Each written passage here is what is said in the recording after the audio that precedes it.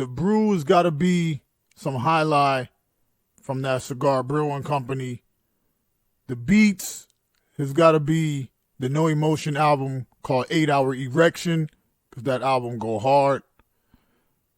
And the eats has got to be some Aki and saltfish straight from Jamaica, right near the beach, boy.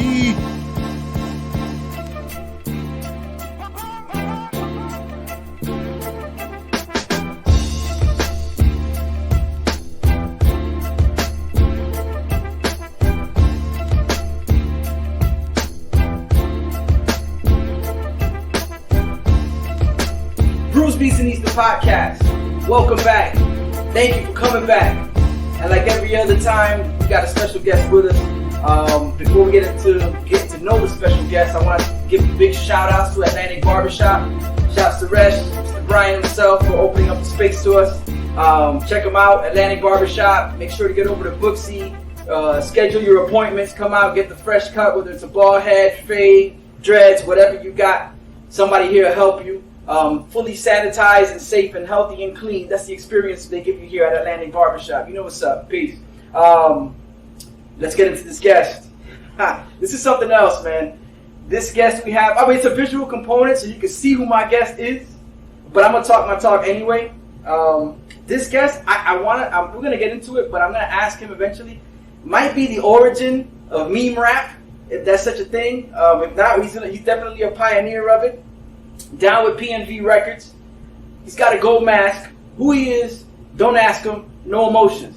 No emotions. What's up with you, homie? What up, man? It's a pleasure, man. Thank you, dog. Good to see you, man. Out of tragedy and comedy, we have no emotion. Yeah, man. Out of tragedy and comedy, we have no emotion, or trying to master the art of not feeling any emotion, because it's definitely a journey. Yes. With all the feelings in life and everyday shit happening, I just feel like we're on a journey trying to get in control of our own selves. Trying to find ourselves a center. Exactly. Got you. And then you think that we'd be able to tap into something greater if we do that?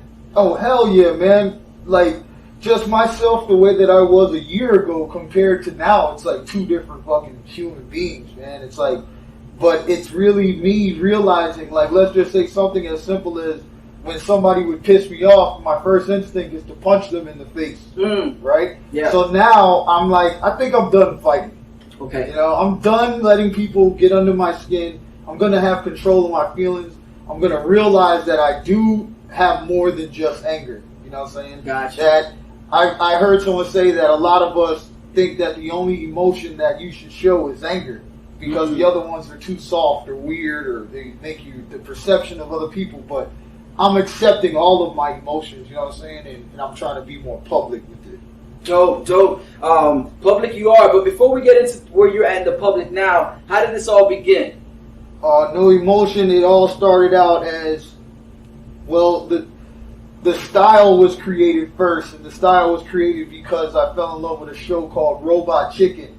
Okay. And Seth Green and them. Yeah, Seth Green and them. So I was like, I had a tape recorder, and I would do audio Robot Chicken, but it wasn't really rhyming together. I would just be like, the queen is ready for your dinner. And then I would stop, and I'd be like, oh, cut on the blood clot, AC. And then I was like, stop, and it'll be like, whose food is this? Did somebody eat my food? And then when I would play it back, it would blow my mind. You know, like, it was just very entertaining to me. Yeah. And then one day, I was like, I wonder if I could do that style, but rhyme. And then I was like, let me see if I can do it super fast.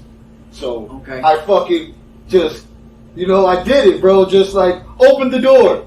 I never seen that before. But I was more like, who left this thing open? The refrigerator's broken. What are you doing here? You know what I'm saying? And that was how the style was created. And then when I created the style, I was like, I need a whole face, because I feel like I've been so many different characters and I've evolved so many times throughout my life, that I was like, I need a whole new face. So I don't know how, but I believe in meditation and shit. I would meditate on it, and the shit came to me, man. Literally like in the movie The Mask. It's almost as if I was walking on a bridge and there was a fucking mask in the river, and I fucking climbed down in the river and I put it on, and then it just intensified who I was. Dope. How long after that did you get down with PNV? Penis and Vagina Records came around like, maybe about a year after, but it never really was anything too serious until I had my children come into the picture, where I felt like I was like the Golden Mask Joe Jackson. So I was like, I got fucking Twisted Foreskin, Shaggy Balls, I got fucking Billy Cosby, I got JJ Tonzel, you know what I'm saying? So I was like, we need to start a record label as a family, so it's a family business, Dope. And you're at the head of it? I'm not at the head. Actually, Stanley Ipkiss is at the head of all operations. Really? He takes care of all the real business stuff. Stanley and Us versus the Buff is handling all the business. Me, I kind of like show up. I help people out whenever they need advice. I give people guidance. Got you. They say I'm not there, but I'm there. You know what I'm saying? I'm there. Just like with your dad have to work all the time. Yeah. I'm here. Yeah. I'm here with you guys, but you know how that is. No, for sure. Alright, so like most figures of power, positions of power, the man that we don't see is Stanley Ipkiss, and he's the one that's making everything happen behind the scenes, as well as Us versus the Buff, who helps put together the content. Yes. Speaking of content, YouTube is the spot where you're holding it down. You mentioned a lot of the cast that you have working alongside with you at Penis and Vagina, like JJ Tansel, Trapper Keeper, another cat. Okay, well, who's the first you came across? Oh, and El Pinguino. You can't forget El Pinguino. Shout out to El Pinguino. Shout out to El Pinguino. Yo, a Spanish-speaking penguin, my man. That you don't see that, bro. No, you don't see that very often. But when I rescued El Pinguino, it was like my mom always told me I could never have any pets or have any just creatures. But I felt like El Pinguino's not a creature, even though he loves saying that he's an animal. To me, he's just another beautiful person. Got you. You could there's a connection with his soul, like you could see it. It's like he resembles me in a way. I don't know why. Okay. Yes. And so going back to the original question was the first person that came along to PNV Records as well as you. Who was the next one over? The first. So besides me, I want to say because. They were all born, they're not born by regular means. So they were kind of spiritually born from each one of my dreadlocks. Gosh. So what happened was after I cut off my first dread, there was a little bit of cocaine and drugs on the table. My dreadlock fell on top of it, and then Twisted Foreskin just appeared. Yeah. So after Twisted Foreskin popped up, I was kind of freaked out by it. But I realized that I have more power than I thought I had. So after I took care of him, I was like, let's see what happens if I cut another one. So I cut another one, but I cut it and I put it around like flowers and feathers and pillows and beautiful things. And Simpy was born. A Big Ellen fan. Yes, the Big Ellen fan. Simpy was born, and then the story goes on. You know what I'm saying? So. I had some jewelry and some, a scale, and that's how Trapper Keeper was born. Wow. And okay. That was just how the creation of them. So their order doesn't matter, but what does matter is that they're here and they're here to stay. They're going to be all dropping new music soon. We got an album coming out, compilation album with me and all of them. Dope. And it's a cohesiveness, I imagine. Yes. Because in a sense, they all come from you. For every dread that dropped. Yes. There was a whole new life that took place. Exactly. So I guess if the chemistry's already there. Yeah, the chemistry is already there. A lot of they do not get along. A lot of them don't get along with each other. I'm told that JJ Tonzel doesn't really fuck with me. That he doesn't really like me that much. But he's still my son, and I love him. And no matter what, I'm gonna have his back. Yeah. Well, I mean, like most children. You have children, most parents understand that children reach a stage where there's a time frame in their life where we're everything to them. Yeah, that's true. And that lasts a while, and then they get to a point where they feel like, all right, well, I know more than my parents do. And we let them cook. You know what I'm saying? We let them do their thing, and then there's several years that they go through that period. And then once they start having their own, then they realize the capability of your wisdom. Because it's like, okay, so this is my pops. Now I'm a father. Yep. I'm only going to get knowledge from someone who's already a follower, which is you. So it brings them back to, all right, I don't know everything. You know what I'm saying? It's true. Dope. I just hope that he doesn't actually kill me, like he says he wants to. Yeah. Because I hear that he's plotting to kill me, and but I'm not going to believe it. I'm just going to stay on my guard. Got you. I mean, listen, I'm not here to question anybody's, the capability of anybody. Yes. I want to make sure you keep yourself safe, for sure. Hell yeah. For sure. The YouTube is something else. It's a machine. It is. It's a machine. It really is a machine. And it has a lot of moving parts. Break that down for the listener and the viewer. So NoEmotion and the Gods is who I am now. I used to be NoEmotion Gold Mask. Yeah, that's still my government name. But I am no longer in the public eye NoEmotion Gold Mask. I am NoEmotion and the Gods. And the Gods are a collective of the most intelligent human beings that exist on this planet. They're the most special musicians, producers, thinkers, movers, shakers, dancers, barbers, presidents, scientists. Wow. We're going to slowly penetrate every sect of this country. And what we do is we meet up every day at 7 o'clock. All right. All the gods from all over the world. We got gods in Lebanon. Where do we have those gods at? Algeria. In Algeria. Right. Yeah, mad gods all over the world. Australian gods. We got New Yorkan gods. We got Texan gods. We got Djibouti gods. Oh, okay. We got did I say Lithuanian? No. All right, Lithuanian. We'll put that on the list too. So we got so the gods all come together, and what we do is we pick a topic, or I pick a beat from one of the gods that they send me beats, and then we pick a topic, and everybody just starts like a machine, just rolling, bro. And then the bars are coming, and it's like it's come from the gods, and that's where the concept came from. Because I was like, it's like I'm getting knowledge from the gods. I say I need. It all started, I think, when I first was like, I wanted to do like a video game song, right? Okay. But I didn't want. This was before I found the gods. So I came up with the video game song, but I was like, I don't want to have to fucking think about all this shit by myself. I gotta fucking think about all these games. And then I was like, man, I'm writing and shit. It's kind of lonely, Okay. Being like the studio by yourself. Yeah. Just alone. Yeah. I guess a lot of artists do that. They like it, but I don't. I want to be with some friends. Yeah. Like, even if I don't know you, I want you to come to my studio session so that way we could talk. A lot of what our conversation would end up in the songs. Okay. So I decided I'm no longer going to record alone. Instead, I'm going to be with the gods. Power in numbers. Power in numbers. Power in fucking numbers, and bringing people together.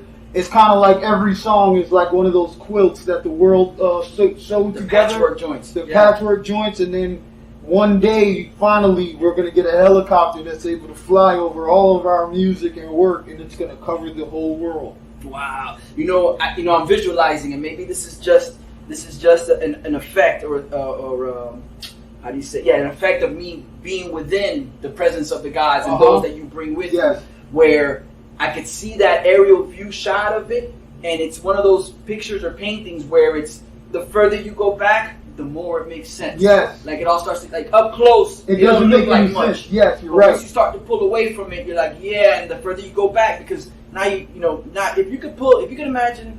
you could accomplish to pull together a council of gods at every day at a certain time, that's a gift. So when everybody contributes to this gift along with yours, you back out of there and then you see the full picture, which I think that's where the term "big picture" came from. Exactly.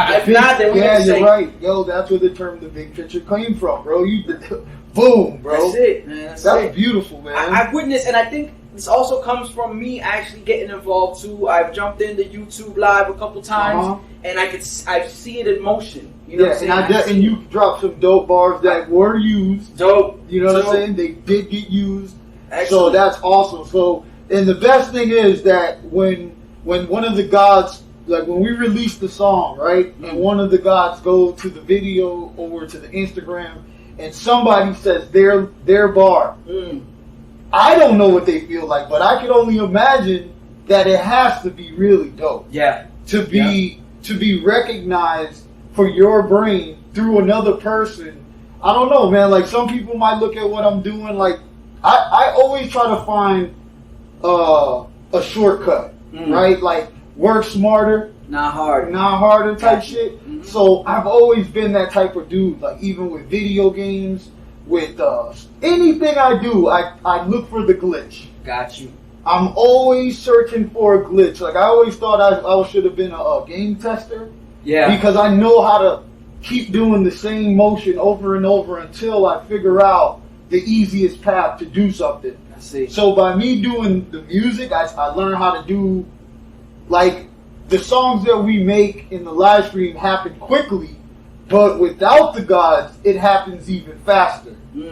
So if I'm there by myself, not doing anything, the songs are made, like, and it's not about the speed. Like, that's one thing. I just feel like when you have to think quickly, your brain digs deeper. It's like when you stay up real late, okay, and you're exhausted, little sleep deprivation. Yeah, in your brain you start kind of like getting loopy, and you start like, what the fuck did I just even say?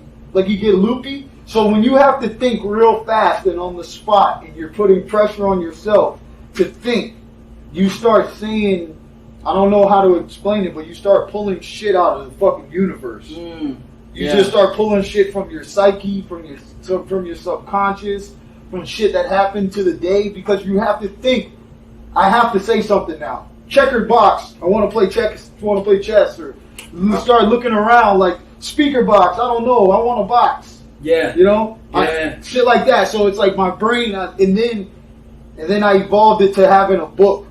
Any book. So if I get a book, do you know that movie Meteor Man? Yes, with Robert Townsend. Robert Townsend. Yeah. So I fucking used to feel like I was Meteor Man, bro. I swear. So I would grab a book and just open it and just see whatever I see word wise or picture. I'll just be like, fat bitch in a bikini doesn't know what a meanie, you know? Got you. And then and I'll just grab another one, and then it evolved into fucking having the TV on and just flipping through the TV. Like, I keep finding more glitches within my style. And then the ultimate glitch is the world. Yes. Other humans. Also Steve Jobs shit. Okay.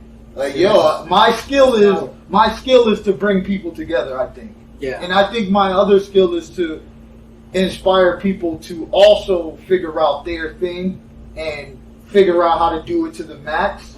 And just to really just believe in themselves. Just believe in your fucking self. You can do it. Yeah. I mean, it's undeniable. Going back to what you had mentioned as far as having these thoughts come in and it happens real fast, right at those moments where you're not all there. You might be a little sleep deprived. I'm gonna go on a limb here and say that the fact that you have no emotion. If there were emotions there, I think they would impede on what that thought is. Like, now you've opened up the gates because there's no emotions to have to cross these waters. You know, with that thought, as soon as it hits, it goes. Exactly. And I think that's what you're describing there. Exactly. And when I first came up with the name NoEmotion because of the style, the original reason that I used to say was because the songs have so much shit in it, and so much emotions and stuff that there's none. Wow. Because I just went from hate to love. Yes. From violence to hungry. Wow. From sleepy to sexual, and just my car is broken. It's all over the place. So what did you really feel at the end of these songs? Or did that one statement make you feel something, but that statement wasn't the song? The song is all of these statements. I hear you. Like the painter, also I really was inspired by the painter, something Pollock, the white guy named Jackson Pollock, yeah. Okay. He just throw paint on the wall. Yeah. I used to feel like that was me with words. I used to sit there and I would fucking get real drunk. And I would feel like I was that dude. I don't fucking know. And I had my little shitty mic in a real dirty garage. And I was just Humble beginnings. Yeah. Just like, but what was crazy was we had maybe $20,000 worth of studio equipment also in the garage, but I didn't want to use that shit because you got to turn that on, then turn this on, then hit this, and then I don't know how to get the Pro Tools started. I got to call this dude. He's frustrated. He don't want to talk to me about this shit. Oh man, last time the sound was coming out of fucking line B. Now line B's, oh fuck. So then I just bought a laptop and a fucking snowball mic, and it was history. Yeah. You know, so I made the style because of the glitch, bro. Finding the shortcut. Yeah. That's powerful, man. I mean, I don't know. This is on another level. I knew I was gonna deal with otherworldly thoughts and wisdom, but it just blows me away that you're able to corral all these, like you said, gods from all around the world, and they will all find the time, and you've created the time and the place, and they all made it an effort to get there to make this happen, which means that they notice that there's a greater good happening here. Exactly. And no matter what, now I can't stop because it's like I'm doing something now it's bigger than me now. Like before, when I was just making music or doing stand-up comedy, it was all just for me. Everything was for me. So now it's kind of like it's almost like you're telling your children, we're gonna go to Toys R Us next month. Watch, we're gonna go to Toys R Us next month. But what I'm telling them is, watch how being dedicated and focused and doing something every day will pay off. Watch me succeed so you can watch us succeed together by me dedicating my time and effort and all energy. If I could do that, then I like, you know how the people that are successful, they say, yo, if I could do it, anybody can, right? But yo, real talk. If I could do it, because I'm in a bubble with my energy and my thoughts and just the way that I am. I know I'm different. You feel me? And people at first don't know how to take it. It's like they have to turn their head sideways like a puppy, and it's like they're entering a new thing, and then it's kind of like, I think I get it. Trying to make sense of it. Yeah. Trying to make sense of what's happening. So I have a little bit of a barrier, but that shit now, that barrier doesn't matter because it's not about me anymore. Gotcha. I'm not alone. Yeah. Now when somebody says, man, your music's trash and your style is trash, real talk, it feels like I got all these people with me. And I'm just like, are you talking about our music? Yes. Because we all can't be wrong. Yeah, exactly. We all can't be wrong. Like, I got all of these fuckers with me. Yeah. Say this shit with all of us right here. Say it. Tell us what we did. Yeah, that changes the perception of things. It changes my perception of everything that I'm doing. Like, my insecurities now are not based in the music realm anymore. My insecurities are based on, I gotta keep going. Gotcha. I can't stop. Yeah.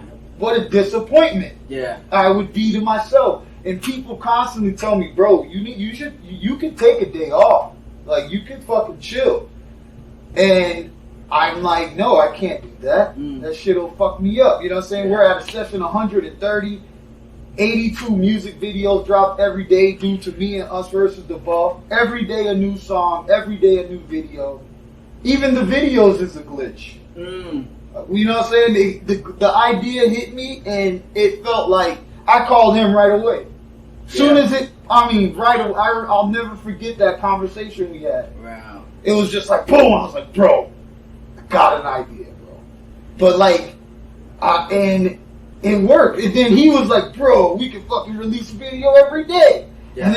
And then that idea sat on me, and I'm like, yo, we could release a video every day with this style. We just have to be dedicated, because we link up every Saturday, right? For the past like 10 Saturdays or some shit, and shoot like 7 to 8 videos.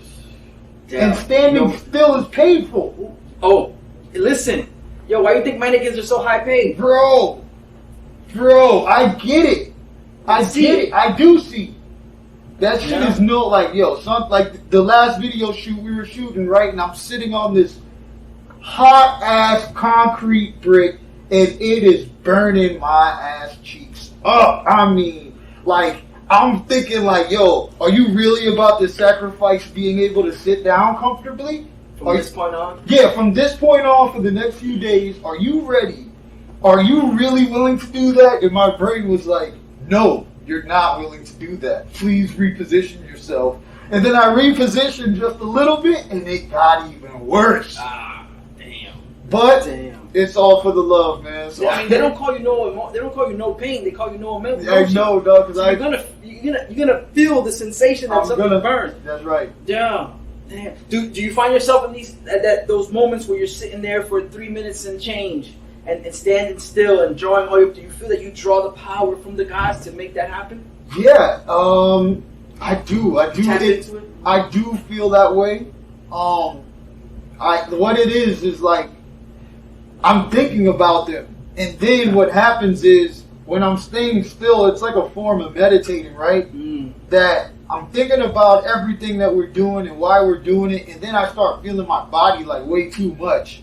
Like I can like feel the fucking blood pumping through my veins. Like it's almost like I feel a little bit of adrenaline, but it's like a controlled adrenaline. I don't know. It is kind of weird because before I created or found the gods, I did an album called Cyber Molestation. Okay. Where I did the same concept for an album years ago. So I did this concept once before. And the way that I came up with that concept was like Goku getting energy from the world. Okay. You know what I'm saying? So that concept of me getting people's energy, but now it's like I realize it's more than energy. It's actually the thoughts of the gods. Dope. That's dope, man. I'm in awe. Like I said, witnessing it from many angles, whether it's tuning into the videos that us versus the Buff put together, whether it's following you on IG, whether it's getting involved on the writing sessions, man, I could honestly say that there is something special here. There is a force that you say that is moving, and it would be wrong to stop it. I mean, once something gets moving with that much strength, you'd be nuts to stop it. I mean, if what is it? An object in motion, you can't be stopped unless it's met by another option similar. I know. And I don't think there's anything out there that's like that. No. You know what I'm saying? Coming from me. Let my people know where they can get involved, where they can become part of this council. They could just, if they search NoEmotion and slowly find their way to my YouTube page, which is NoEmotion Gold Mask, or if they find me on Instagram, they will eventually find their way to YouTube. All you have to do is find me on the internet, which I'm the only NoEmotion Gold Mask. There is no other. You know what I'm saying? So I'm at the top of any search list. You only gotta type in half of my name before I pop up. Yeah. So and then that's a glitch too. Yeah, that's a glitch. The glitch right there, because people will realize that once they start filling in the first couple letters, it'll do the rest. It'll do the rest for you, man. That's a glitch that took time to make happen. You know, hundreds of videos. You know, I'm probably, I don't know, man. I've released so much stuff in the past. I never stopped really working, even though in my head I was taking long breaks. Because, like, I would completely just stop making any attempt of doing anything for, like, months at a time.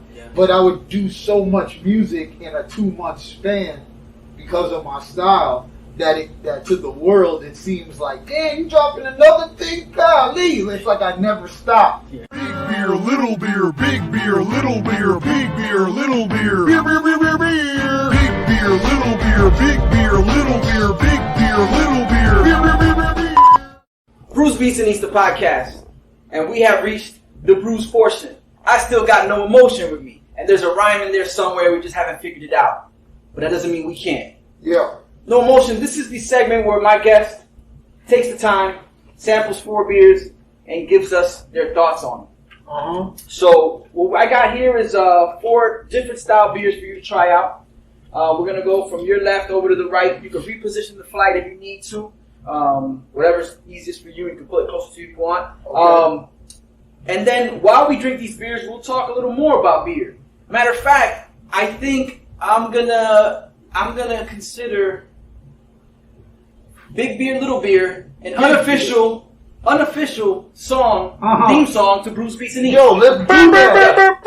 Bro, I I like that, bro. Yeah. That would be an honor. Okay. Man, if I ever heard them, you could do whatever you want with it, man. That was dope. Big beer, little beer. Shout out to 5 a.m. Yes, 8. It's 5 o'clock somewhere. The first thing I thought of when I heard that, and then it's 5 o'clock somewhere. I'm like, yo, it's 5 o'clock somewhere, and that's typically the phrase when most people use to justify the fact that they're drinking at any time of the day. And, I didn't even think of that, man. Bro, that's a synergy. I don't even know if I was drunk at that point in time, but it came to my mind. I'm like, yo, 5 a.m. produced big beer, little beer, and it's 5 a.m. and it's 5 o'clock somewhere. It's 5 o'clock somewhere. Magic. That's the universe. You touched on that earlier. Yep, it is, bro. It is. Dope. So let's get started. The first beer you have in front of you is the Lone Palm Golden Ale. Ooh, I don't know. I feel like that motherfucker's already in the lead right now. Yeah, off the Golden alone. Golden alone. Sometimes I'll be in the store shopping for a new beer, and it's not fair. Golden. Oh, that's it. That's the one you try. Dope. Go ahead and give that a shot whenever you're ready. Right, I'm gonna give them a couple of stats here. This is from Cask and Larder. It's their blonde ale. That one clocks in at a 4.9% ABV. It's brewed in Winter Park, Florida, and that's what you got there. That is pretty good, man. Okay. Yo, how did you get into beer so deep? Like, what was your journey towards this? This is awesome, man. No, I appreciate that. Man. I love it when people find who they are. That is my favorite shit, to find anybody passionate about anything. And it's beautiful. Yeah, because it's true, because a lot of times you come across people all the times in the ordinary life where they're all searching for a passion, and you know, it depends at what point they find it. Some might never. So it's always a good feeling to know people find their passion. But it's going back to your question, beers. I got into beers like this. Well, we all growing up, you know, way before age, you know, we try to find someone to get us beer. Yes. And you start drinking then. But then it's pretty much, it's whatever is available. Yeah. I want to say 2010, maybe 2011. I had a friend of mine who he hit me up, and he's like, hey, they've got this type of beer, or have you ever had this type of beer? And I was always, you know, familiar with the usual suspect, what they call, which your Heineken's, your Presidentes, you know, Corona, whatever. So when you start finding out that there's such things as craft beers, where people are brewing their own beer, microbrews, and then you find out that a spot like ABC, no shouts to ABC just yet, because they're on some bullshit, but I'm just saying your liquor/beer store. Yes. You find out that there's more than just the typical stuff you find out at Publix, Sedano's, or whatever, and you start experimenting. You're like, oh, I want to try that out. I want to try it out. I'm in that phase. Okay. Like, maybe within the last 8 months, right? Definitely, because my first ale that I had was shout out to APAC Masters of Popular. Oh shit, yes. BrewsBeats&Eats alumni. Shout out to you, APAC. APAC. He put me on to pale ale. Yes. Big fan. He's a big fan of the IPAs, the pale ales, yeah. So, and that changed my world. Like Sierra Nevada. Yeah, Sierra Nevada. Yeah. Sierra Nevada, bro. So he, I loved it. And that was the first time tasting that. Like, it tasted like wood and fucking tasted like it was sitting and living. And it's like you could taste its existence. Yeah. It's not like I'm tasting this, I don't know, man. It's like you could taste metal. You could taste there's a presence that came with it. It's a presence that comes with it. Like, I feel like regular beer, Heineken's, Budweiser's, those type of beers, it's a metallic feeling. Got you. But these other beers that are like, kind of like, you know, the IPAs that are kind of like underground, they got a fucking earthy. Yes. It tastes like earth and wood. Yeah. You know what I'm saying? And I don't know, man. And sometimes I'll go in and because Wawa's has a pretty good selection. Yes. Yeah. Yeah, it's true. And I've been just experimenting, and it's so dope that I get to hang out with your ass while I'm going through this transition. Like, he brought over the fucking Higher Life. How do we say this again? The Higher Life? The Higher Life. Yeah, from Cigar City. Shout out to Us versus the Buff. Shout out to Us versus the Buff. He put me on to the Highlight, and now that's my favorite beer now. Nice. Dope. But this is awesome, man. Okay. One more time, man. That love to you, man. Cheers, man. I appreciate that. Dope. Cool. Before we get into this next one, actually, you know what? Let's go ahead and do I need to talk about this? we're gonna get your thought. Well, yeah, you could. I mean, off the top, what did you think of that beer? Off the top, it had a fucking. It tasted like a theme park beer. I don't know. Okay. It tasted like I was in a theme park. Okay. It tastes like a light beer. Yeah. Like it wasn't like what is this beer type considered or whatever? It's a blonde ale. I was gonna say a blonde, yes. Yeah. Like I'm slowly learning, you know? Yeah. I'm not a damn, what's it called? Those people that drink the wine and they got connoisseur. No, I watched a movie about it. Oh, it was a Sideways? I think so, and it was with the black guy. Oh no, that wasn't it. It was a movie about a dude that was a sommelier. Bro, the universe, sommelier, son. Two brains better than one. Hell yeah! So I'm not a sommelier in beer, but that shit tasted like a theme park. Nice. All right. Yo, probably the most descriptive description, or the most. I mean, I don't think that's one of the descriptions most people use, but if that's what you find in the beer, that's what you get out of the beer. That's what I can't nobody tell you what you get out of the beer. Exactly. I feel like I'm with my family with a cup of beer. I'm trying not to bump into people and spill it. And I'm just like, hey, where are we going next? You know, and I'm fucking sipping on my beer. My wife's like, why are you getting another one? You know, like, what do you mean? We're fucking in a theme party, vacation. You know? It's called Busch Garden. It's called Busch Garden. Yo, my wife loves that beer that was at Animal Kingdom. They have their own beer. Do they? Yeah, and that one at Animal Kingdom was fire. Okay. And it was kind of like IPA-ish because it's only for Animal Kingdom. And it's an amazing beer. I wish I knew the name. It's something animal in it. Is it? Okay, I'll look that up definitely. All right. Let's get into this second beer. This second beer is the Ocean Park Pilsner. It's from the Three Sons Brewing Company right here in Dania Beach, Florida. It's their German Pilsner. Clocks in at 5%, so we went a little bit higher than the last one. And give that one a shot. Let me know what you think. So this company, you said you know somebody that works there. Shouts to Corey over at Three Sons. Yes, head brewer, owner of the spot. I had the pleasure to bump into him at one of the beer fests last year. And it does taste like it has a fucking German vibe. Does it? Yes. Like just that fucking taste. A person that's able to describe taste and flavor is a rich man. Has to be. Like if you could figure out how to be like I said, a fucking sommelier or whatever. Like, tastes like it was in a barrel of Pinot Blanc with the wind temperature of 36. Like, you know what I'm saying? They had like a 58% relative humidity. Yeah, bro, but like it's like I could take. So where is this brewed at? Dania Beach, Florida. Dania Beach. So why do they consider it a German beer? The German beer, well, the style is Pilsner. And I think most beers. What's a Pilsner? I'm sorry. A Pilsner. You put me on the spot. A Pilsner is a German beer, and it's a beer that comes from Germany. Okay, great. All right, I figured it out. It's a fucking German beer. So Pilsner falls into lagers. Typically, beers fall into two categories: ales and lagers. It falls into Pilsner. It's just the style of beer most commonly found in Germany. I know the comments are gonna light up and be like, "No, he's wrong. That's not where it comes from." It's German. How do you brew a beer? The brew, we have 4 elements. You have your hops, your malt, your water, and your yeast.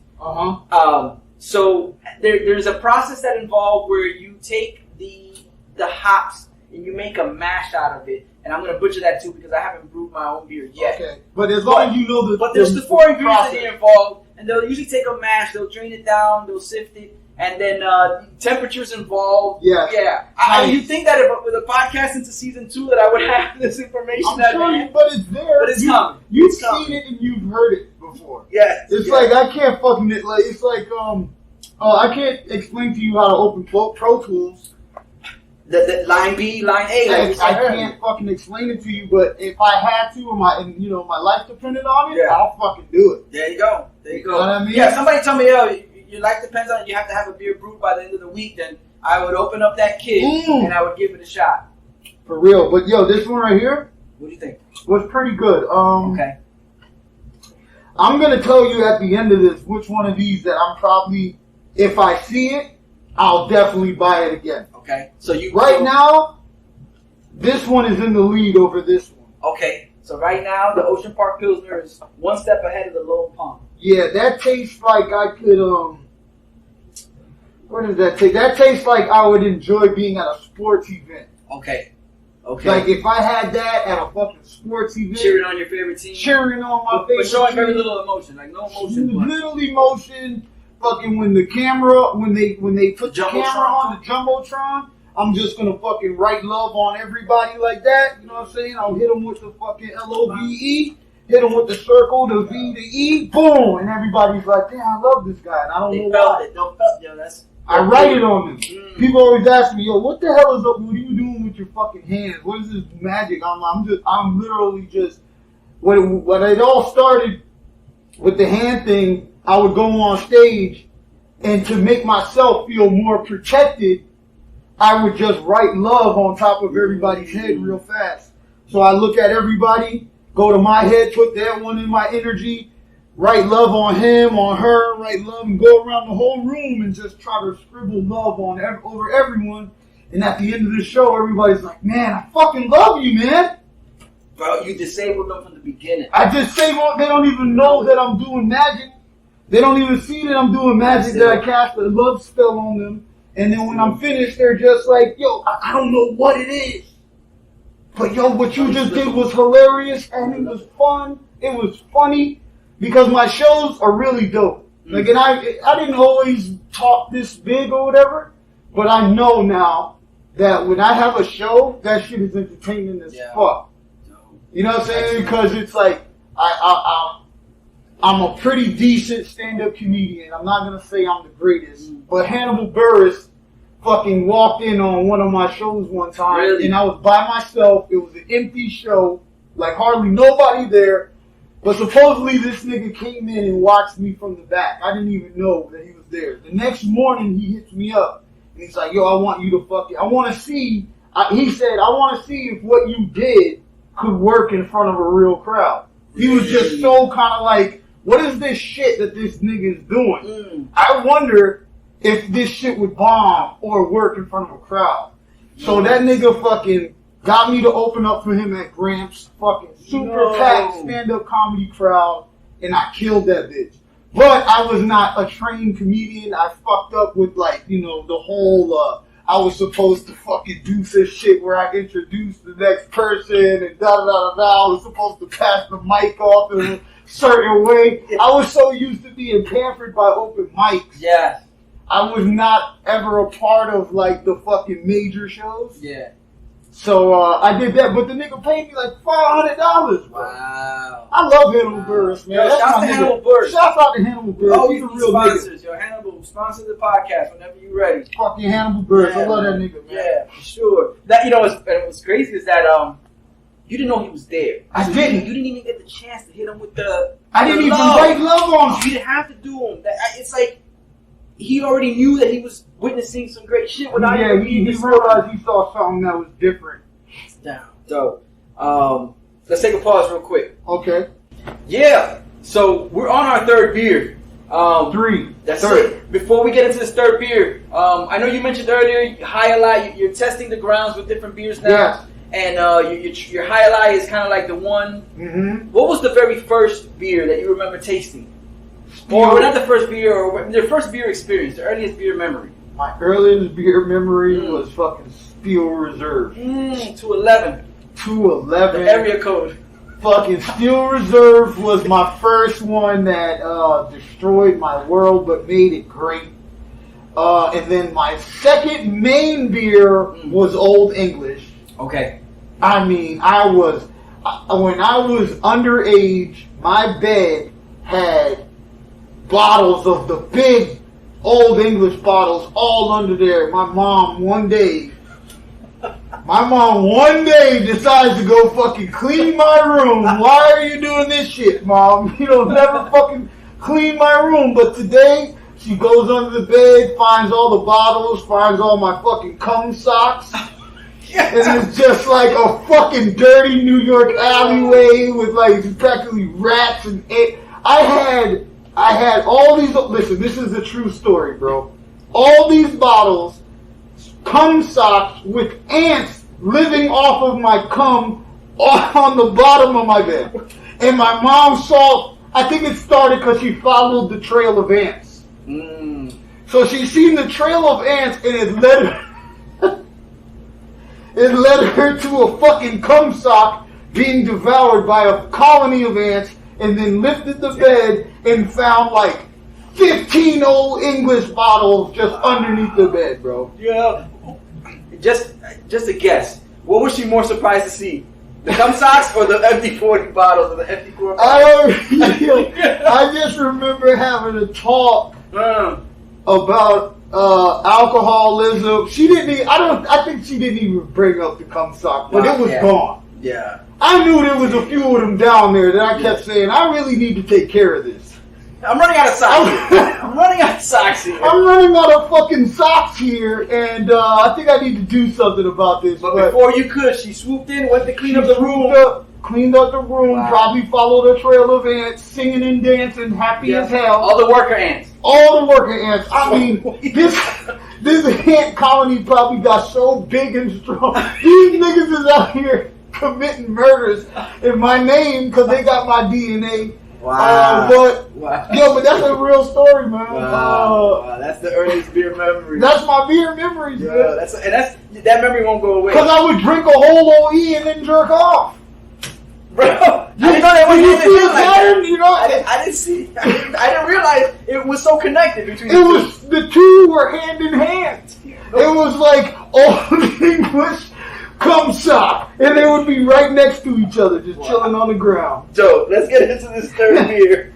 You can't make that up. You can't, bro. That's a real story, bro. I hope them ants is okay. They better not try to ask you to come help them out or some shit, you know? Somebody come looking for child support. Yeah, the motherfuckers want me to come help them? Yeah. I can't help you, man. Hey, besides, the ant's supposed to be able to pick up, 10 times its strength? Exactly. Yeah, man, I'm going to go with that. That's a fact. That's a fact.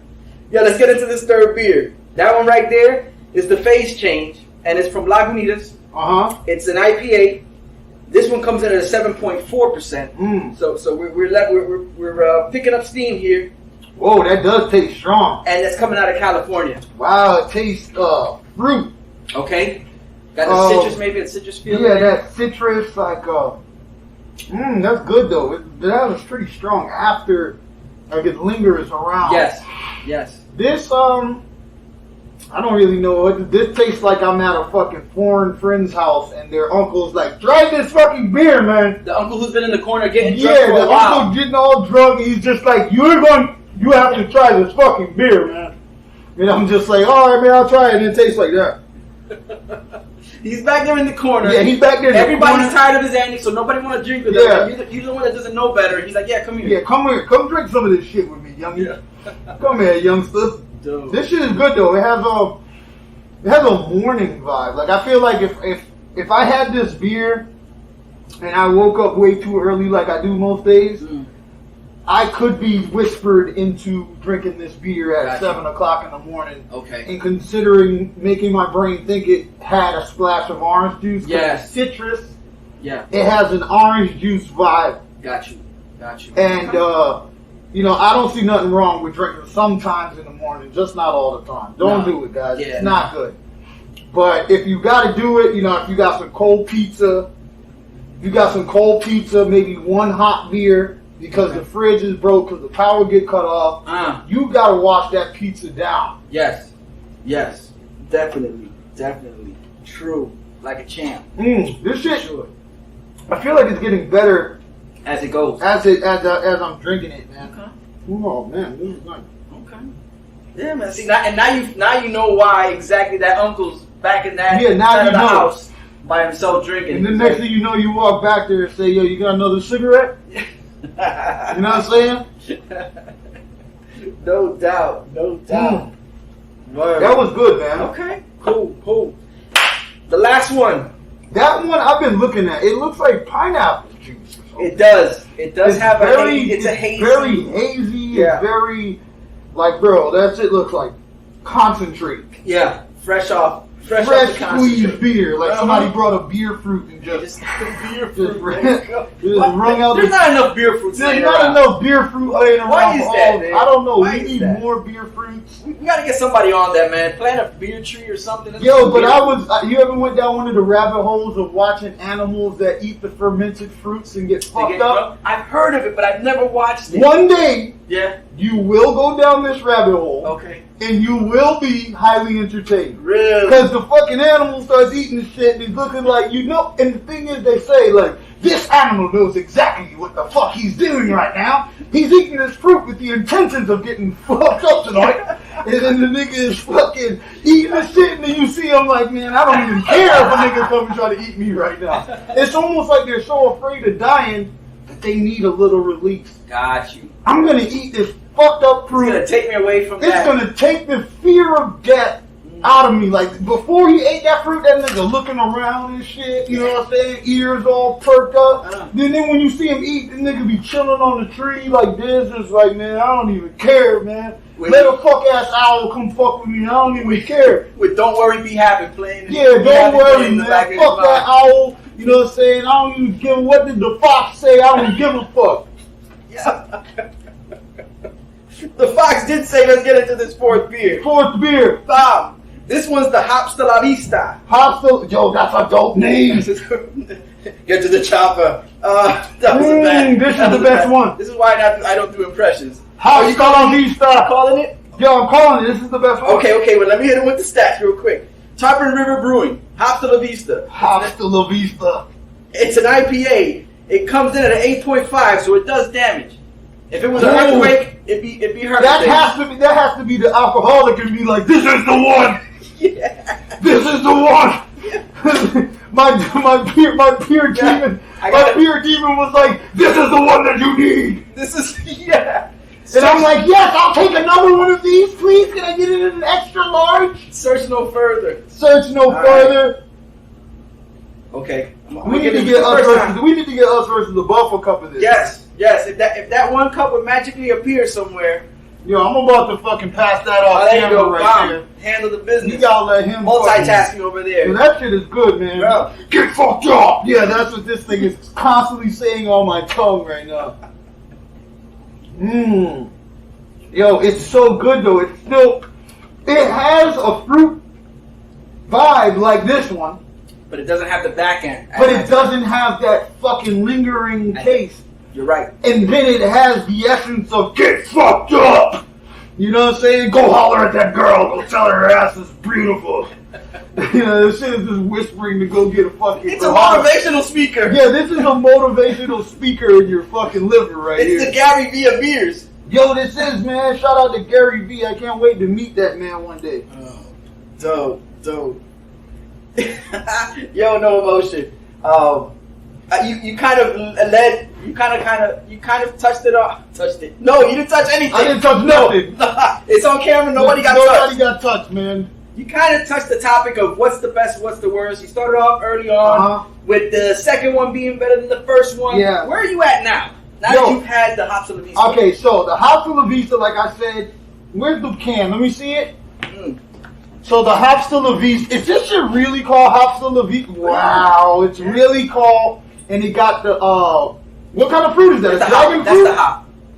I don't know what a hop is. I know who Hobson is. Oh, Hobson, yeah, ill mind. Yeah, shout out to Hobson. When I saw him at the gathering, when I performed at the gathering of the Juggalos, I saw Hobson and I was like, yo, what up, Hobson? And he stopped the go-kart and got out and shook my hand and was like, yo, man, I like your shit, That was a big moment for me, too.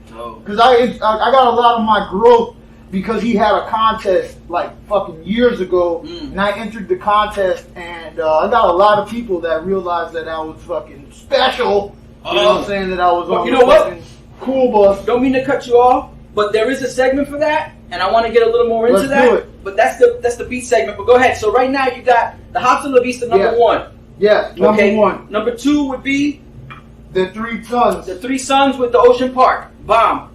Number three. Number three is the fucking the face. The Laguanas. Yeah, the face change. Lagunitas. Lagunitas. What does that mean in Spanish? Face change.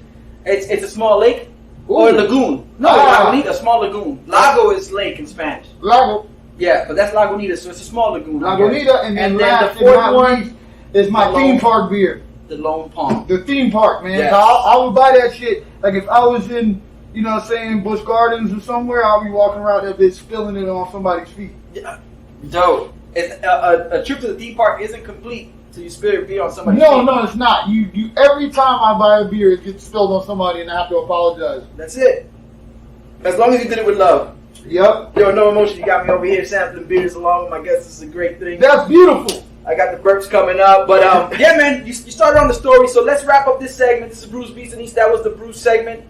My man No Emotion told you exactly where he's at with the beers. Let's get into this music talk. Yes. Rockin' beats. BrewsBeats&Eats. No Emotion. Oh, head Ed. This is happening. This is the beats portion. This is where we discuss my guests' musical taste. What's on their playlist, what they came up listening to, what inspired them, what makes them dance, what makes them cry, what makes them laugh. In this case, not No Emotion, because he has no emotion, so we're gonna forego those questions. But No Emotion, yo, what are you playing right now nowadays? Okay. The last thing that I was really heavy listening into was when I fucking first started learning how to skateboard a few months ago, and I started listening to a lot of Doom again.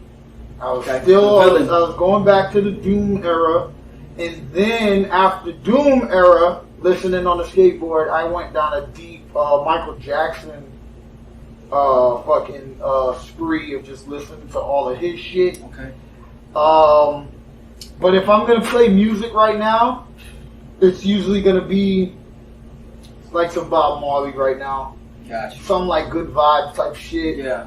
But to tell you the honest truth, I don't really listen to music that often.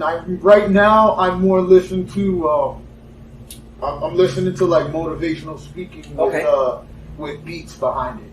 Nice. But those musicians is the last few artists that I searched myself. Oh, and what's his name? Sway Lee is one of my favorite artists. Really? Yeah, Sway Lee is an amazing artist. Yeah. So I'm gonna say that that's the second time within about a week or a week and a half where somebody's mentioned that to me. So that means that I'd have to look. Now, Sway Lee's one of the two guys that's and Ray Shremmerd. Ray Shremmerd. Okay, so I'm gonna have to get into some Sway Lee because recently, shouts to Washi, Boston artist. He had posted something about he felt that Sway Lee didn't have a bad song. Sway Lee is fucking super talented, bro. Okay. I like there are certain people in the world that I feel like I'm supposed to meet. Okay. Even if it's for a split second. I just feel like I'm supposed to meet that nigga. I don't know why. But he's fucking he's super talented, bro. Okay. Was Hobson one of the people you felt you should have met, or that just happened that you met him? Because let's go back to that story, because you were sharing that story in the Brews segment when you ran into Hobson over at the the meeting of the Juggalos? Yeah, the gathering of the Juggalos. Their fest. They have a large concert. Okay. Every year, and everybody camps out for for 5 days. It's a week-long camping, music, festival, carnival, all that shit. But I performed there 2 years in a row. Okay. And Hobson, to tell you the truth, I didn't really have a deep connection to Hobson. Okay. His energy to me seems like he just seems like, he seems like he's really in his own head. Like, I connect with people that seem like they're like about, I don't know, the world and shit. I don't really connect with people that's very like, these are my thoughts, and these are mine, this shit is mine, and that vibe. Got you. But when I met him, I was just like, I told him thank you that you created the fucking contest for me to be able to grow my shit, and you helped me a lot. Like, when I meet people that help me, I don't hold back telling them how I feel about them and how they help me.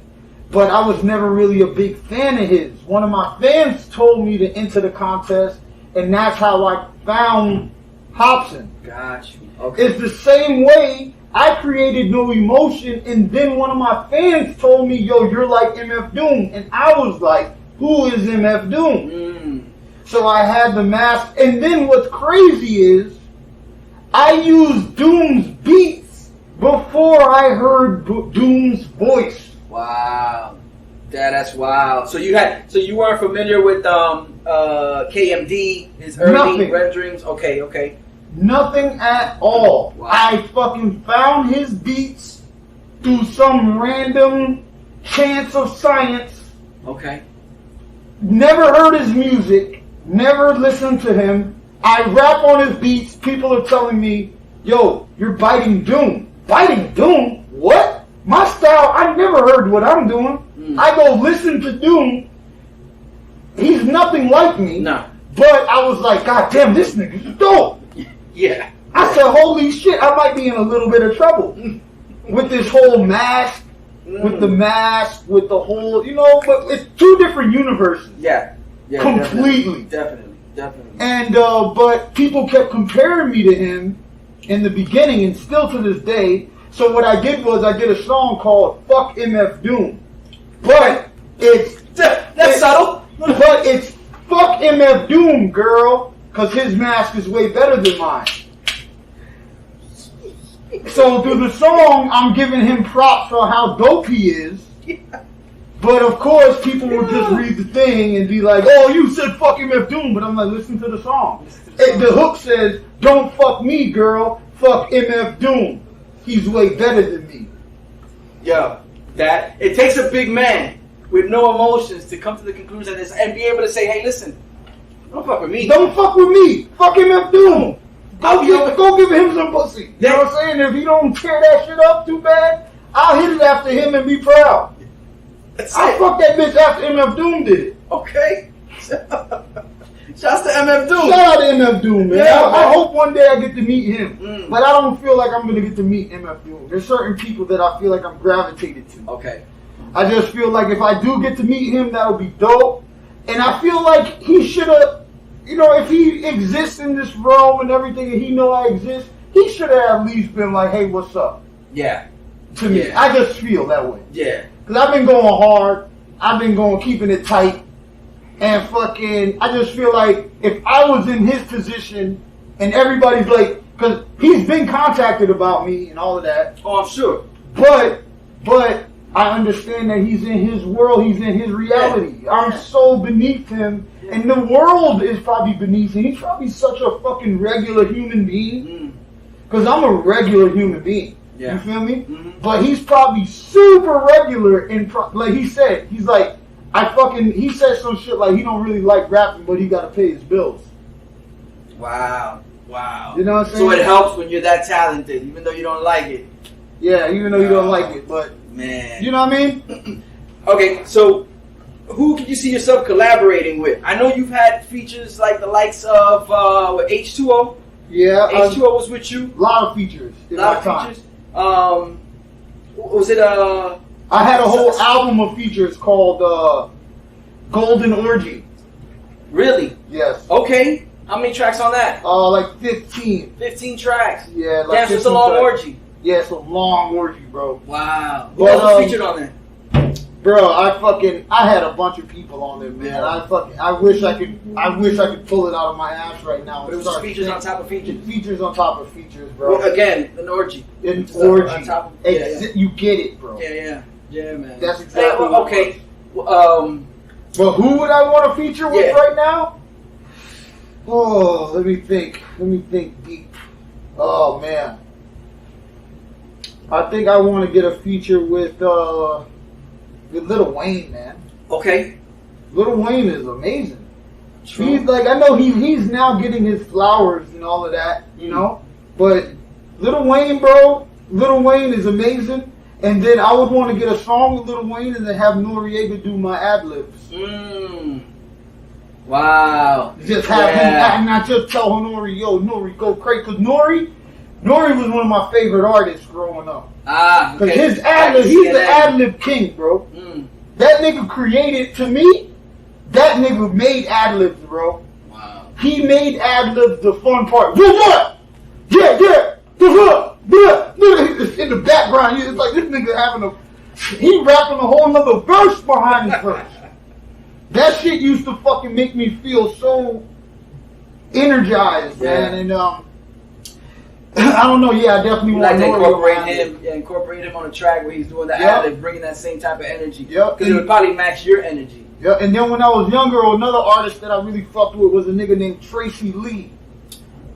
You know Tracy Lee? Yes. He had his main song was "It's Party Time." Everywhere that my crew go. Everywhere that my crew. But his album was not anything like those records. I hear that a lot because I never said his the whole album was him having 4 or 5 split personalities with different names, different energies, and this song is this nigga, this song is this nigga. Wow. And the pictures in the cover was him dressed as these different characters. That had a lot of that fucked with my head a lot, and I thought it was awesome. Especially that time that it came out. Especially that time where that everything came out. Especially. So Tracy Lee, Bone Thugs and Harmony was the first tape cassette that I bought. Okay. I bought Bone Thugs and Harmony. Thought in my head, East 99, thought that they were rapping so fast that my mom wouldn't be able to recognize what they're saying. So I get in the car from the mall, I put the fucking tape in the thing, and I'm just like, I just want to hear it, right? Now, a skit does not have the same speed of a fucking rap song. I can't remember what they said, but when you put the tape in and hit play, all I know is them niggas was like, hey nigga, fuck that shit! Bitch, Alice, lick my dick! Who's a motherfucker? Bitch! And my mom looked at me, and I lost that tape. That was it. So she took the tape, but wait, it doesn't stop there. So she takes the tape, puts it in her drawer where she hid all of the stuff from us. I knew where that shit was, so I fucking took the tape and replaced it with a fucking ABC learning tape.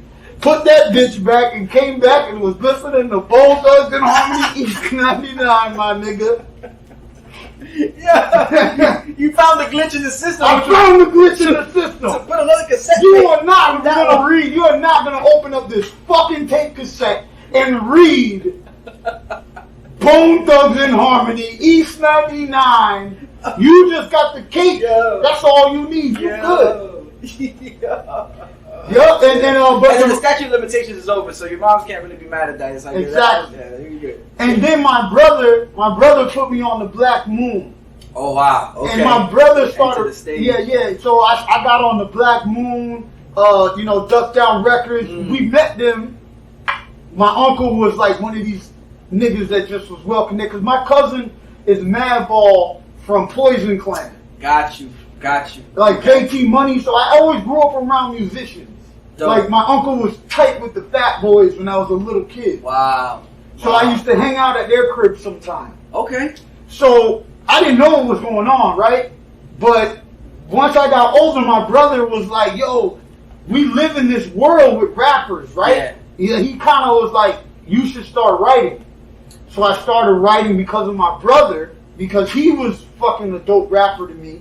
And I fucking started freestyling, but instead of writing, because I'm really bad at spelling and grammar and just phonics. But off the top of my head, I feel like I mastered freestyling. You feel me? Got you. So that's kind of where my music lane went me. Like I went down that lane. I listened to a lot of, like I said, Crucial Conflict. Them niggas was dope. Okay. That was Fat Fire Freddy put them out. Yes. Fat Fire Freddy put them out. Who else? I don't know, man. Of course, and that's like my upbringing. That I think that's my core. Noriega was my core. CNN before Capone got locked up. Fucking Wu-Tang, of course. I bought. Me and my brother fucking stole my mom's car in the middle of the night to go to Blockbuster Video to go buy the Wu-Tang Forever CD at 12 o'clock at night. Yeah. We snuck out the window with the car keys. I was terrified. I was terrified. But you were compelled by the power of the Wu. I was compelled by the power. Compelled by the only other. I didn't steal. The only other time I stole the car was to go get some pussy. But we stole. That was compelled by the power you. The power, man. Before it was the Wu, now it's the power you. Exactly. So, but we went to go get that Wu-Tang Project at 12 o'clock at midnight from Blockbuster Video. Wow. Y'all Google Blockbuster Videos for those of y'all who've never seen a Blockbuster. Man, that's a journey. That is a hell of a journey. journey. It was a journey, man. I think that's my musical journey, man.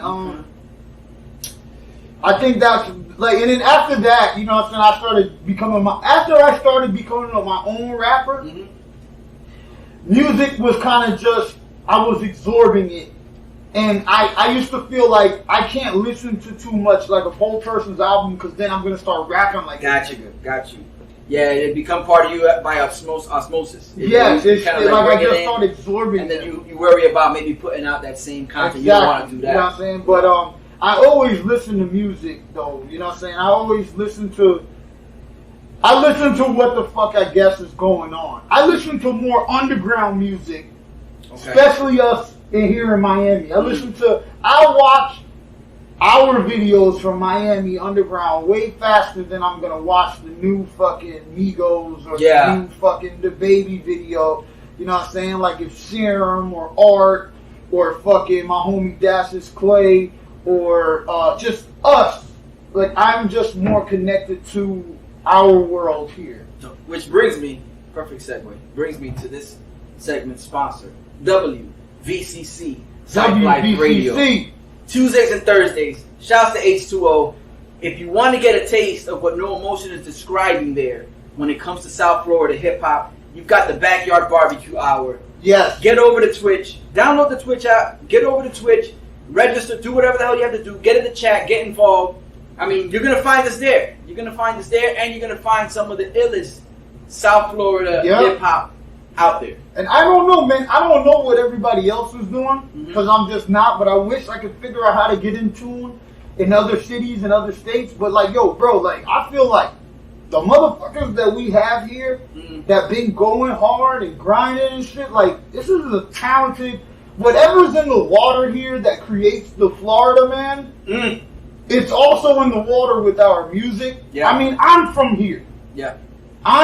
But I was born in Brooklyn. I was born in Brookdale Hospital. My origins is like fucking Long Island, New York, and fucking Brownsville, New York with my pops. My pops had all his businesses in Brownsville. Okay. So I left Brownsville in New York and everything when I was like 12 years old. So I have the essence of New York, but I'm a Southern Yankee at heart. Like I'm a Southern Yankee, and but us here in South Florida, a lot of us come from different places and we end up here. So most of us are travelers that decided to move in.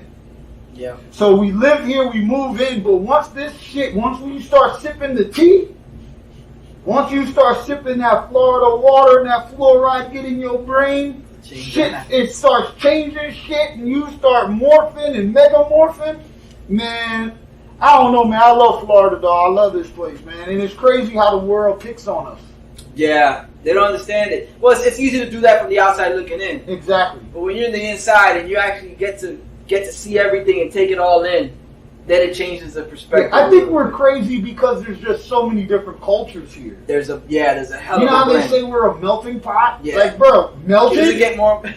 melted. Say it. Melted, bro. It's a fucking melted pot, bro. Yes, right down to the pot. Right Not down even just the contents inside. It's the pot. The whole pot has melted with the contents inside of it. It's a melting fucking pot, bro. So. And all thanks to the heat, brought to you by NoEmotion. Everybody else who's putting out music down here, like he said, Heron and Serum, H2O, DJ Proof, everybody involved with music down here, Cypher in the Circle. Here, that's what's making that happen. Yo, NoEmotion. We talk beats, man. So there's only one thing we gotta do now. What's that? Wrap this segment up and let's get into the eats. Oh, okay. Boom. I'm excited about that. BrewsBeats&Eats the podcast. Yeah, eating good food. So what you eating on? Catfish, all that, brisket, love that, pizza, love that. You know we eating good food. So what you BrewsBeats&Eats, and we have reached the mountaintop. We're rounding third base. We're making our way home. And in order to accomplish that, we got to get into my guest. In this case, NoEmotion. We're going to talk about his eats, what he likes to eat, what he doesn't like to eat, how he eats with the mask on, if that's possible. NoEmotion, can you break down for us an ideal meal day, like from start to finish? What would a day of food look like for you? Man, like a good food day? Yeah, like no holds barred. Alright, so a good food day is, I want to start it off with what I had today for breakfast. Okay. With my wife's famous fucking shrimp and grits. Mmm. I want to start the That's day a strong off start. with some shrimp and grits, man. It makes my soul, it feels so filling, tastes great, so fucking fantastic, with some bacon on top of it. What? You know, a little bit of the green, what is that shit? The green onions? Green onions, Yeah. on top, the scallions. Scallions. Bruh, put that shit on the top. That's my favorite breakfast, bruh. I don't think they involve enough seafood in breakfast. That's my opinion. They don't. I don't see enough there should be more seafood. But I'm West Indian. Okay. So I was about to say my second favorite breakfast meal, because I can't skip past this. Okay. Aki and saltfish. You know about that? I've heard about it. I have yet to try it. But Aki and saltfish is my, like, if I'm having a bad night or horrible moments, when I wake up and I want to reprogram myself, I go get some Aki and saltfish from somewhere, or I make it myself. I learn how to make it because it's one of my favorite meals to make. It's fucking simple. But the reason I think I like it so much, because the shit is fire, but when I was a kid, my grandmother would only really make it for my grandfather.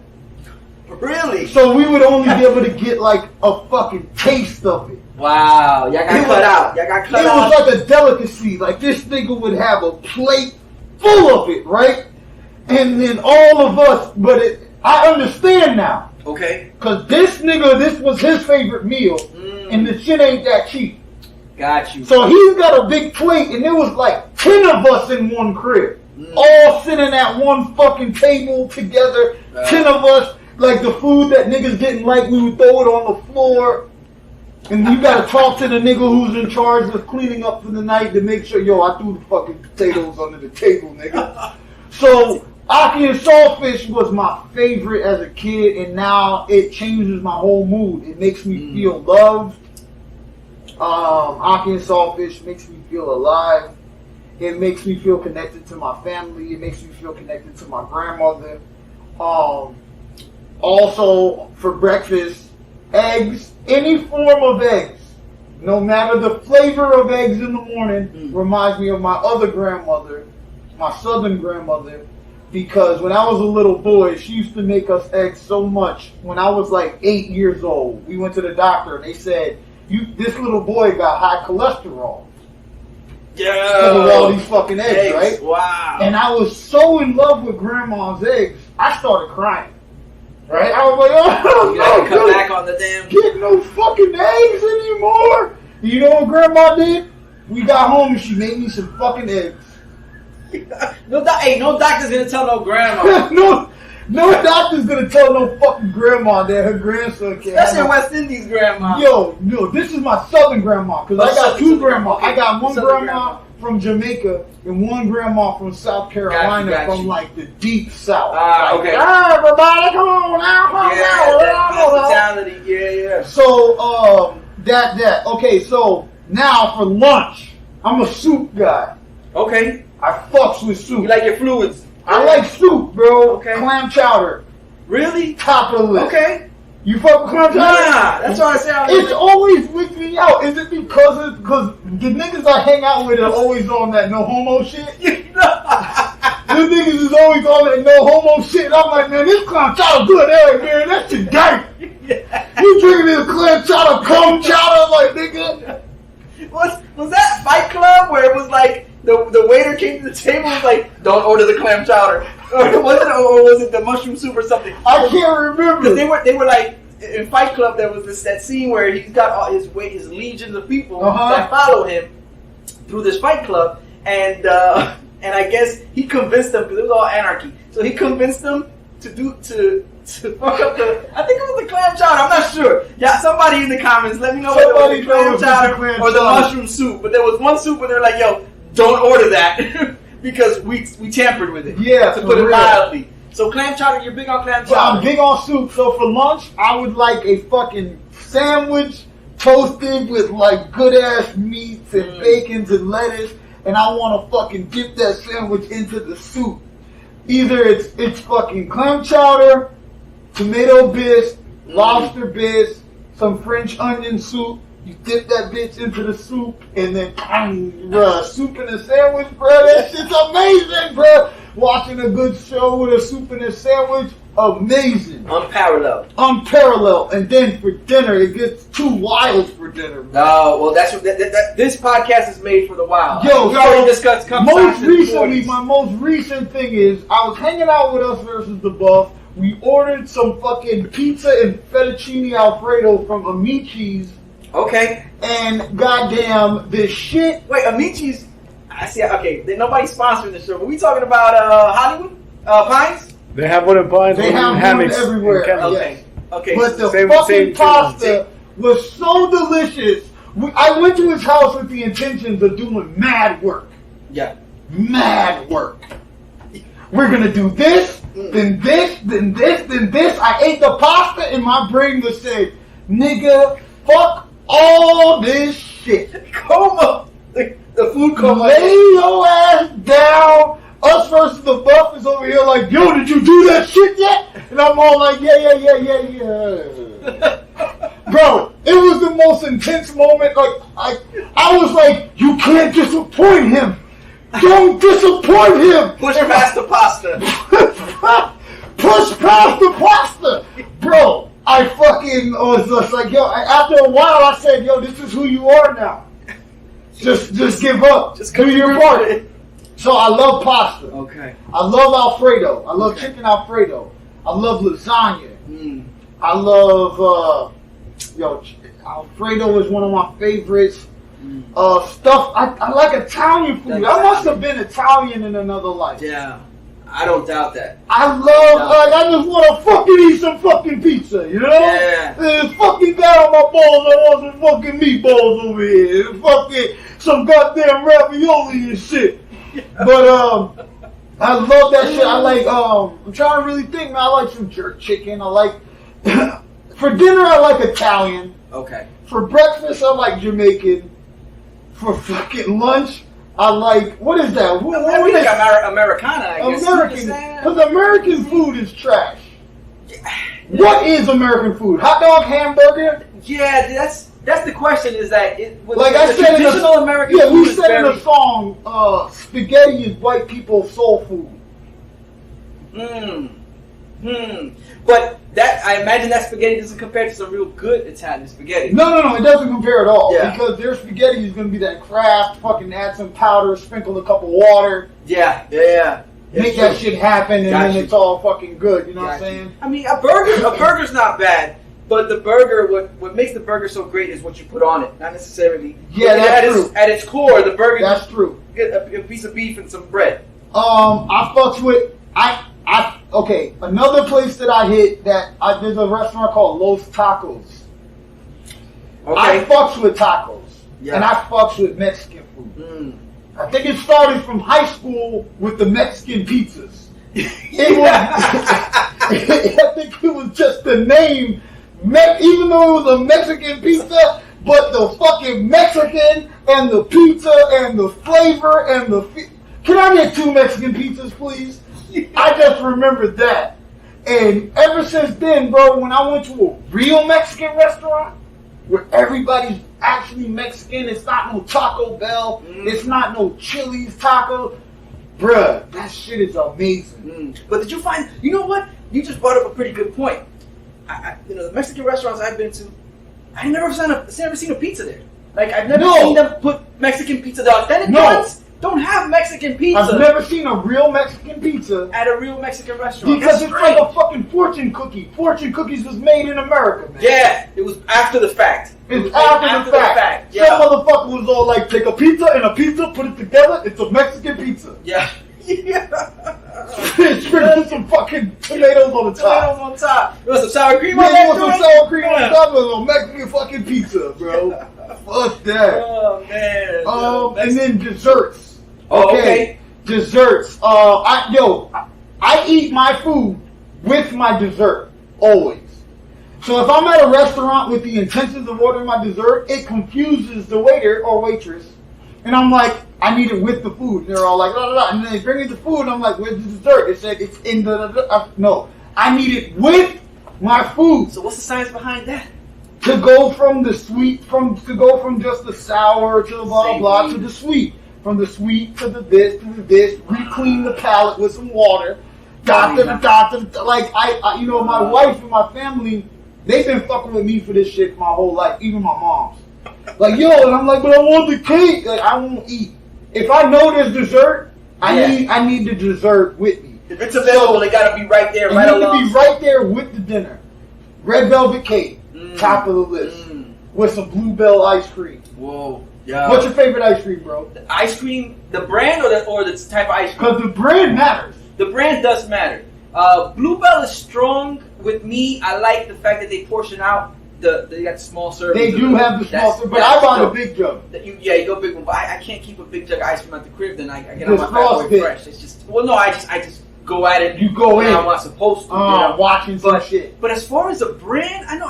Bluebell's tight. I like Bluebell. Yeah, who's better than Bluebell? Yeah. I mean, I grew up eating Good Humor, but that was the ice cream truck would pull up on the block and you had Good Humor. That's regular ice cream.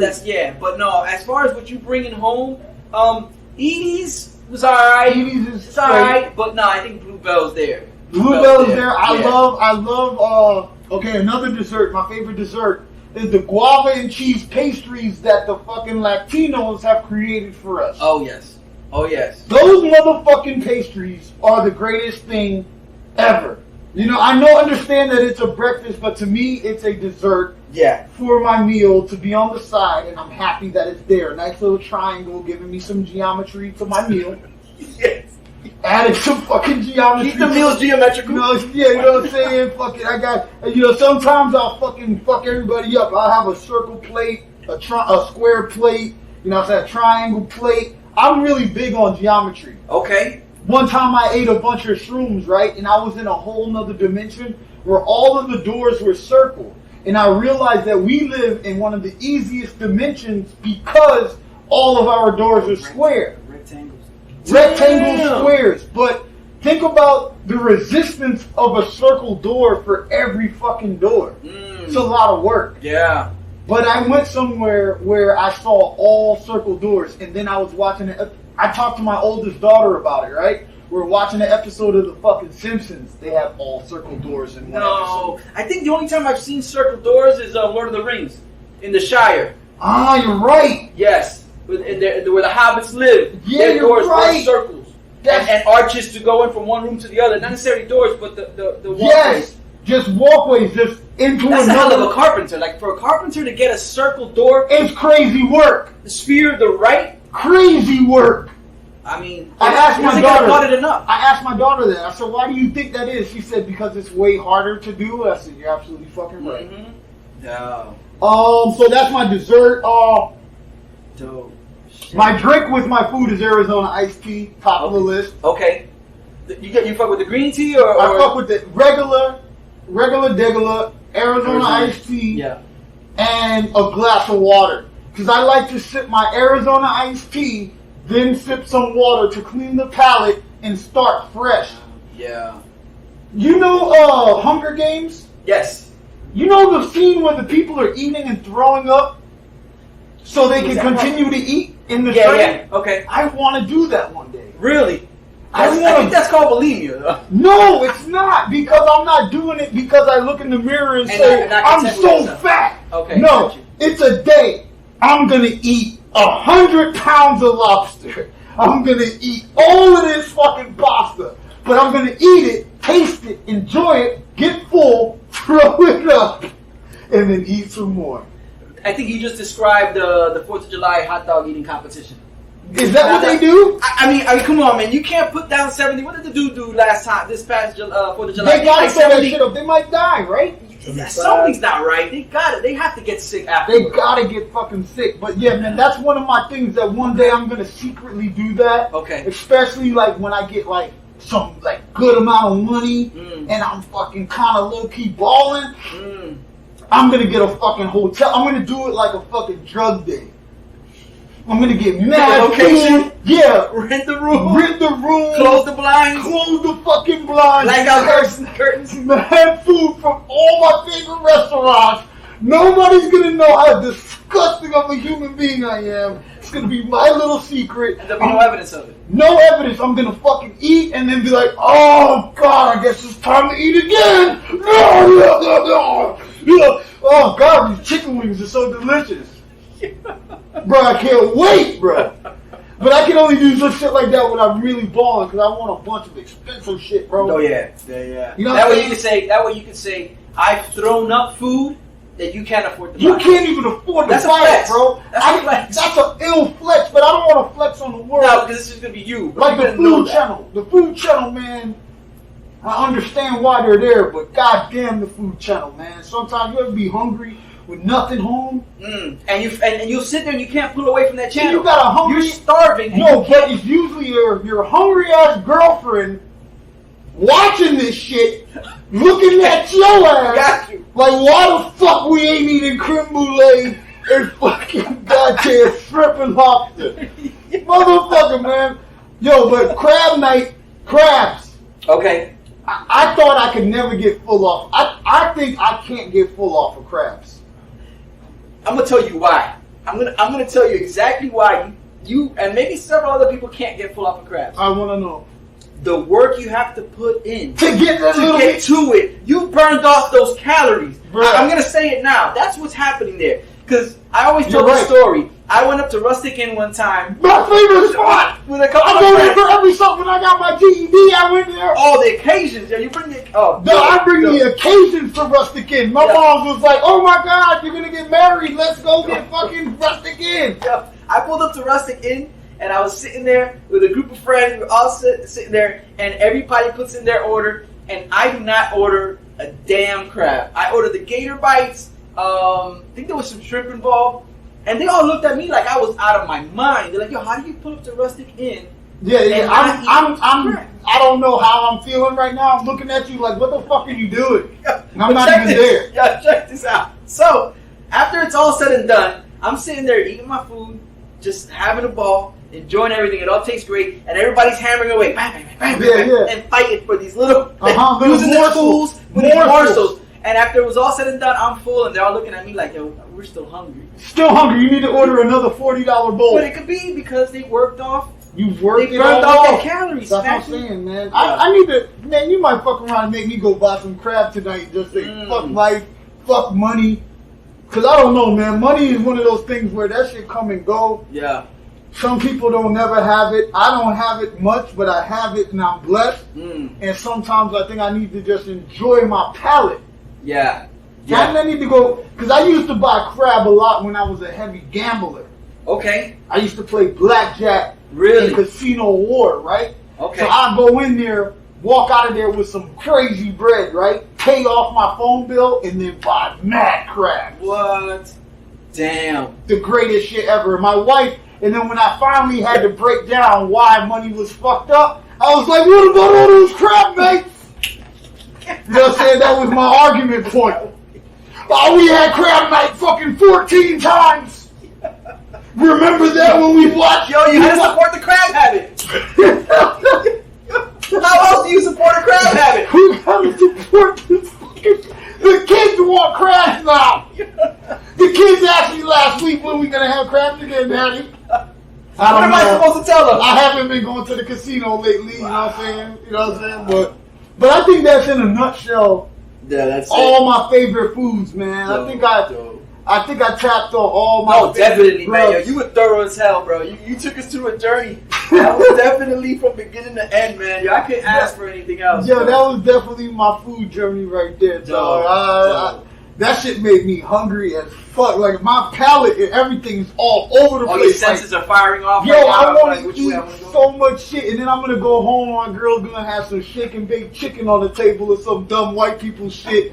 Sitting there with some Kraft macaroni and cheese and some cold broccoli. I'm going to be like, what the fuck is this? I'm going to flip the fucking table. Daddy's doing it again.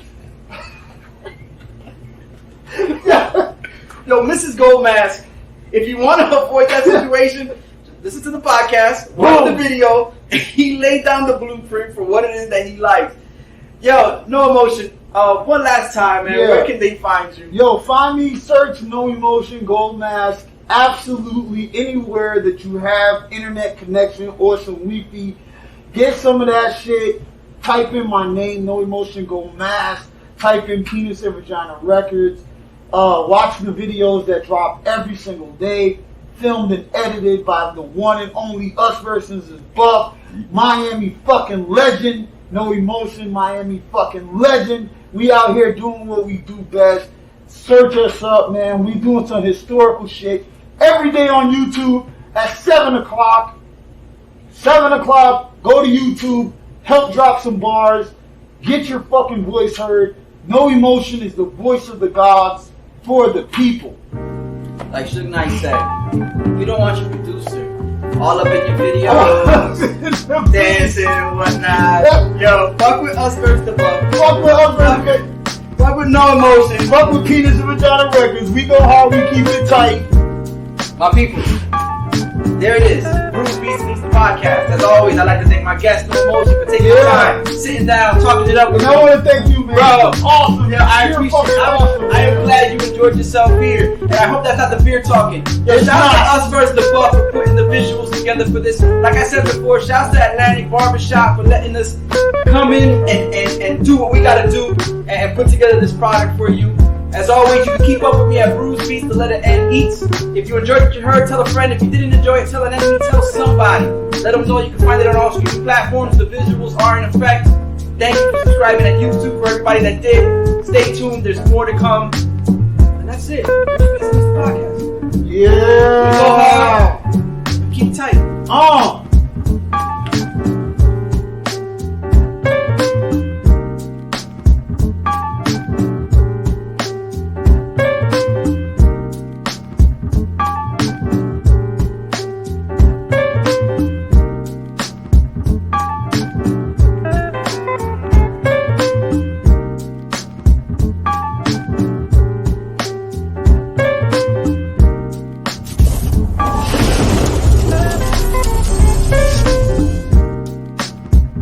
Us versus the buff.com.